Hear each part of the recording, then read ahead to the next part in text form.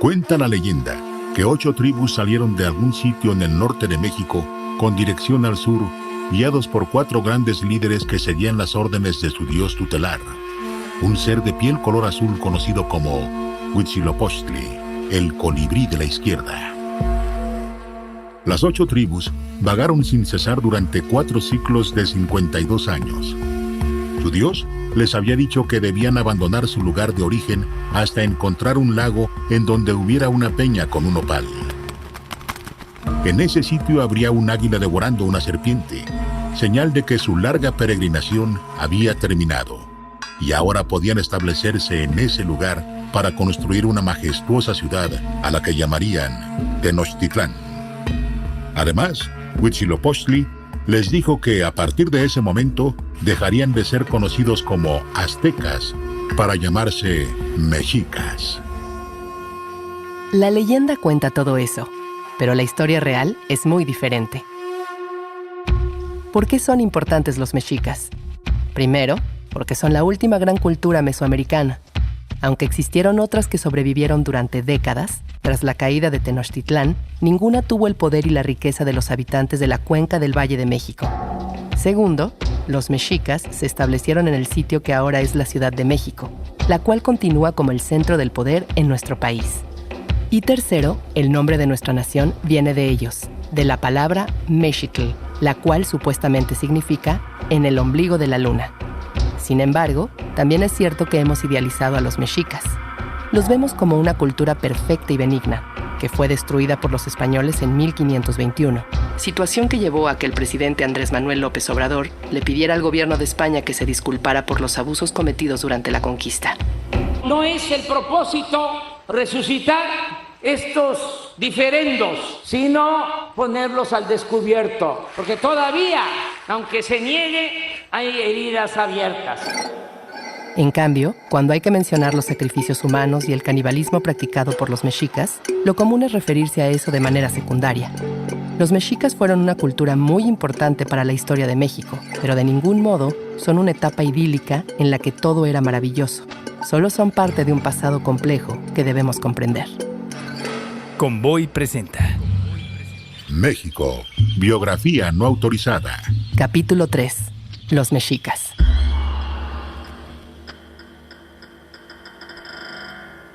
La cultura mexica va del periodo que comprende los años 1150 a 1521, desde el momento en que se desplazaron hacia la zona centro del país hasta la destrucción de Tenochtitlán. Fue una época de enormes cambios políticos en la cuenca del Valle de México. Los olmecas y la ciudad de Teotihuacán ya habían desaparecido. Los mayas... Eso los llevó a una serie de enfrentamientos por la supremacía del centro de México.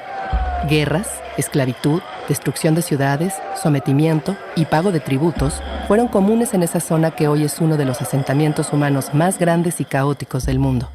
En el año 1168 después de Cristo, mientras Europa vivía la Edad Media, la caída de la ciudad de Tula, Xicocotitlán, inició esa etapa de cambios políticos en el centro de México. La ciudad quedó destruida y, al parecer, el mito de Quetzalcóatl, en realidad, es una metáfora del violento enfrentamiento entre grupos rivales que buscaban apoderarse de Tula. Los vencidos huyeron a 2 zonas, Culhuacán, en el Valle de México, y Cholula, ubicada en el actual estado de Puebla. Difundieron su cultura, se integraron a la población local y crearon nuevos linajes como los colhuas, que presumían ser los herederos de la antigua cultura tolteca. Al mismo tiempo, desde el norte comenzaron a llegar una serie de tribus que tienen el nombre genérico de chichimecas. Estas tribus, en su mayoría nómadas, habían sufrido una serie de sequías y necesitaban establecerse en una región que contara con más agua y alimentos. Al principio, varias de esas tribus chichimecas se aliaron con aquellos que escaparon de Tula. A cambio de protegerlos, recibieron tierras y hasta el derecho de atacar a otros pueblos más débiles. Así llegaron a principios del siglo XIII los tepanecas, acolhuas, otomíes y otras tribus. Todavía no hemos encontrado el mítico lugar de donde salieron los mexicas. Supuestamente estaría ubicado en lo que hoy es el estado de Nayarit. Las fuentes mexicas, como el Códice Obán, señalan que originalmente vivían en una isla llamada Aztlán, o lugar de garzas. De ahí que su nombre original fuera Aztecas. Aproximadamente en el año 1150, un grupo de chichimecas, divididos en 8 tribus, salió de algún sitio ubicado al norte de México o posiblemente en el sur de Estados Unidos. Como hemos señalado, la leyenda cuenta que su dios Huitzilopochtli los obligó a peregrinar hacia el sur. En la realidad, es probable que los mexicas hubieran abandonado su lugar de origen buscando un sitio más seguro, lo que los llevó a recorrer durante 50 años la zona centro de México. Sabemos que durante ese viaje hubo miembros que ya no quisieron seguir viajando y se establecieron en distintos puntos de los actuales estados de Guanajuato y Querétaro. También hubo otros momentos en los que estallaron guerras entre los mexicas para mantener la peregrinación. Seguramente la leyenda de Coyolxauhqui, la hermana de Huitzilopochtli, quien fue descuartizada por en realidad es una metáfora de estos enfrentamientos al interior de un pueblo que era sumamente violento.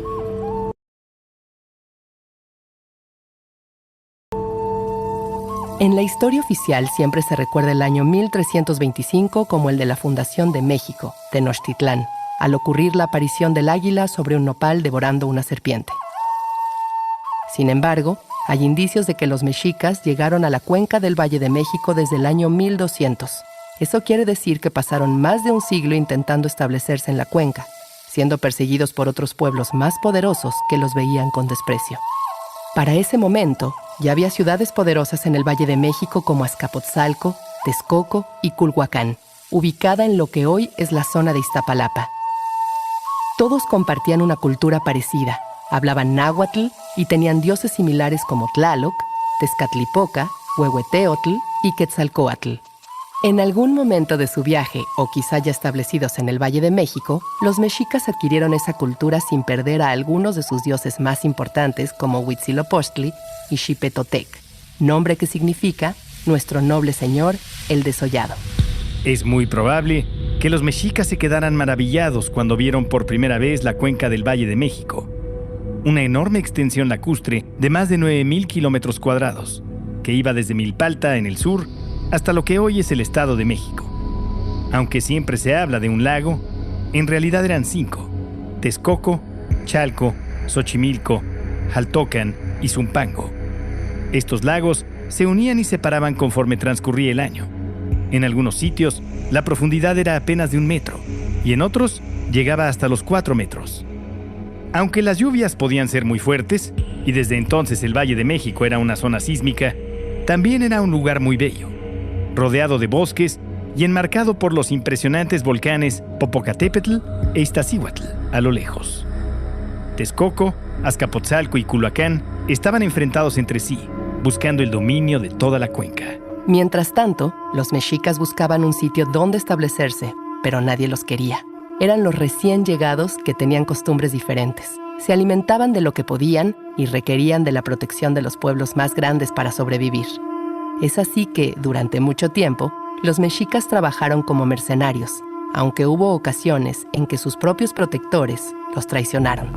Para el año 1320, los mexicas intentaron establecerse en el bosque de Chapultepec, un sitio al que otras culturas consideraban sagrado, especialmente a su cerro, porque este era una representación, en pequeña escala, de la cosmogonía mesoamericana que unía a los 3 grandes reinos del universo. La cima, que representa los cielos, el cuerpo del cerro, que representa la tierra, y una cueva, que aún existe y está justo en sus faldas, la cual representa el inframundo.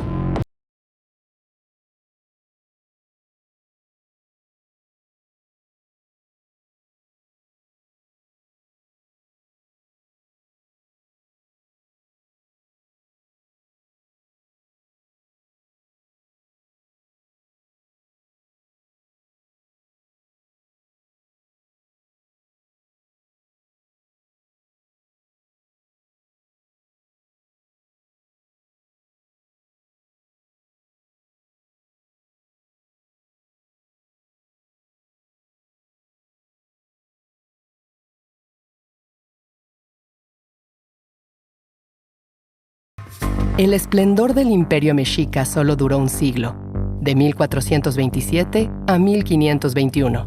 Pero eso fue suficiente para convertirse en la potencia más importante de Mesoamérica, y que su influencia dejara una marca imborrable en la historia de México. Los mexicas se extendieron por el norte hasta los actuales estados de Guanajuato y San Luis Potosí. Ocuparon buena parte de Veracruz, llegaron casi hasta Oaxaca por el sur y en la zona del Pacífico ocuparon parte de Guerrero. El mexica nunca fue un imperio muy grande. Los purépechas de Michoacán y los zapotecos de Oaxaca nunca se sometieron al dominio mexica.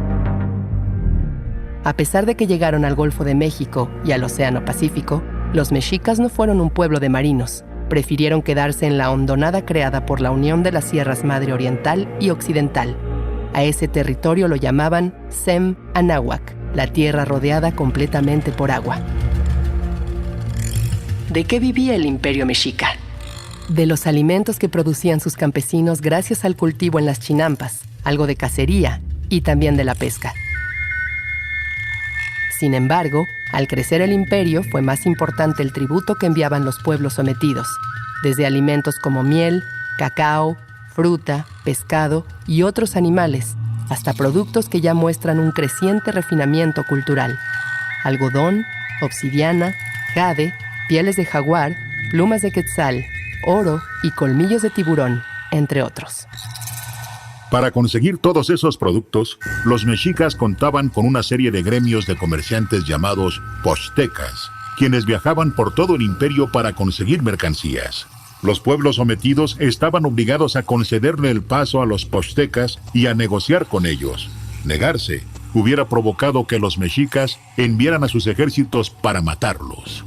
La guerra era fundamental para los mexicas.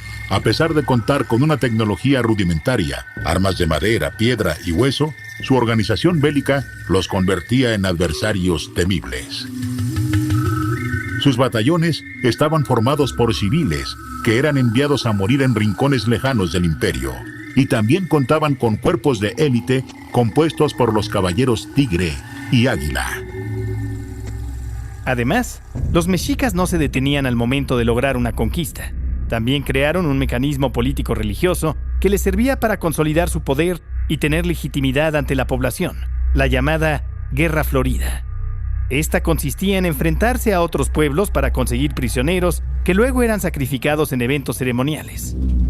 El sacrificio humano era importante para los mexicas, pues la sangre tenía un profundo significado simbólico.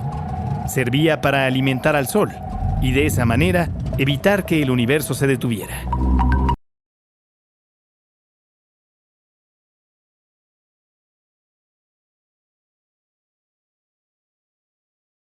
Podían clavarles espinas de maguey en el cuerpo u obligarlos a aspirar el humo de chiles quemados, lo cual les dañaba la nariz.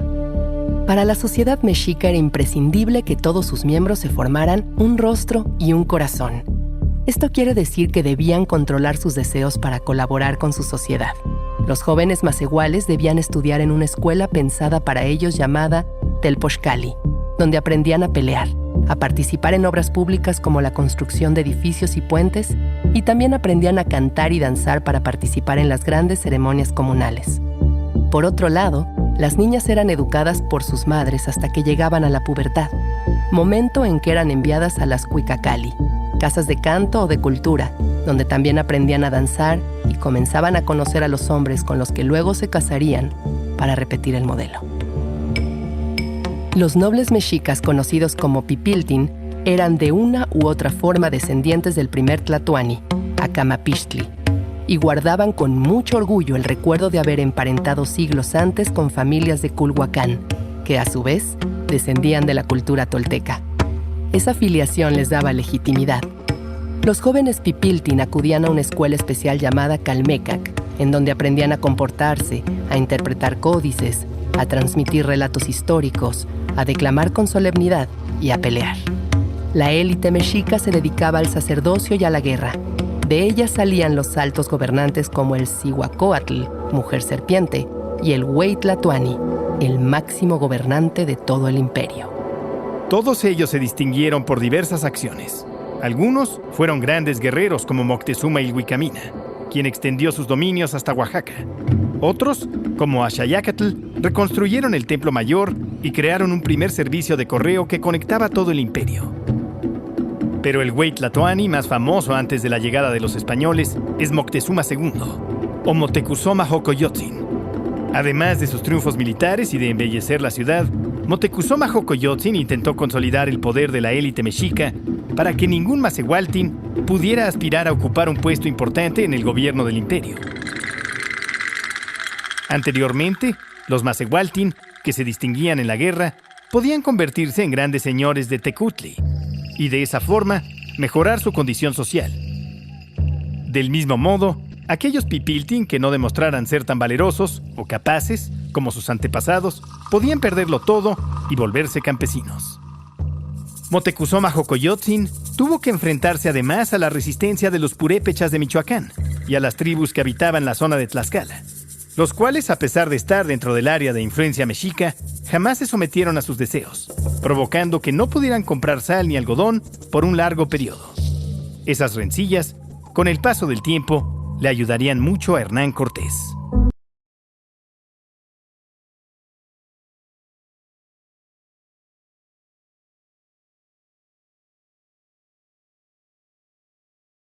Esas rencillas, con el paso del tiempo, le ayudarían mucho a Hernán Cortés.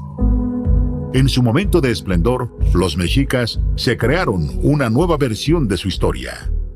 Tlacaelel, un gran consejero del güey tlatoani, de nombre Itzcoatl, le aconsejó que había que contarle a los mexicas una historia en la que siempre aparecieran como un pueblo vencedor y que olvidaran cuando fueron mercenarios y sirvientes de las otras grandes ciudades de la cuenca del Valle de México. De ahí surgió también una de las grandes herencias que nos dejaron los mexicas, el escudo nacional. ¿Acaso los mexicas jamás encontraron a un águila sobre un nopal devorando a una serpiente, como narra la leyenda? Lo más seguro es que eso no haya ocurrido. Como señalamos antes, para 1325 los mexicas comenzaron a vivir en el islote que luego se convirtió en las ciudades de Tenochtitlán y Tlatelolco. Pero la leyenda de la visión sagrada viene de años después. Debemos leer al símbolo que se convirtió en nuestro escudo como un códice que está lleno de significados.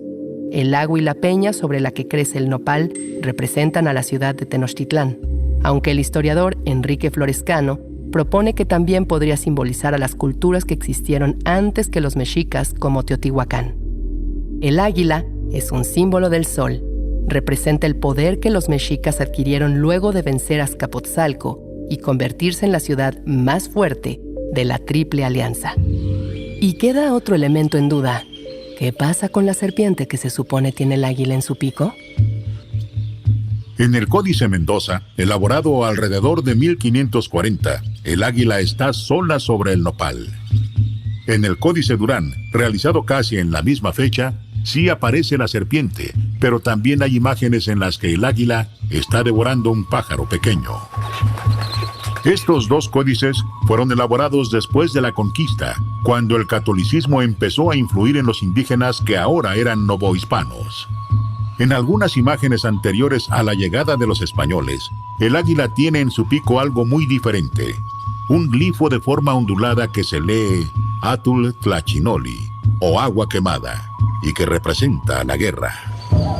En resumen, en su significado original, lo que hoy es el escudo nacional de México representaba a los mexicas que se habían apoderado por la fuerza de un enorme territorio, ocupado previamente por otras culturas, y que contaban con el poder del sol y de la guerra para mantenerse en el poder. Sin embargo, las cosas no eran tan sencillas para los mexicas. Otros pueblos no querían someterse a sus órdenes.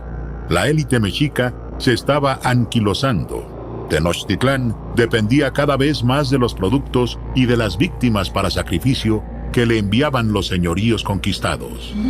Y a todo esto, hay que sumar las extrañas noticias que llegaban desde la costa del Caribe sobre unos avistamientos de objetos que flotaban a lo lejos. Probablemente lo más cercano que ha vivido la humanidad a una invasión extraterrestre.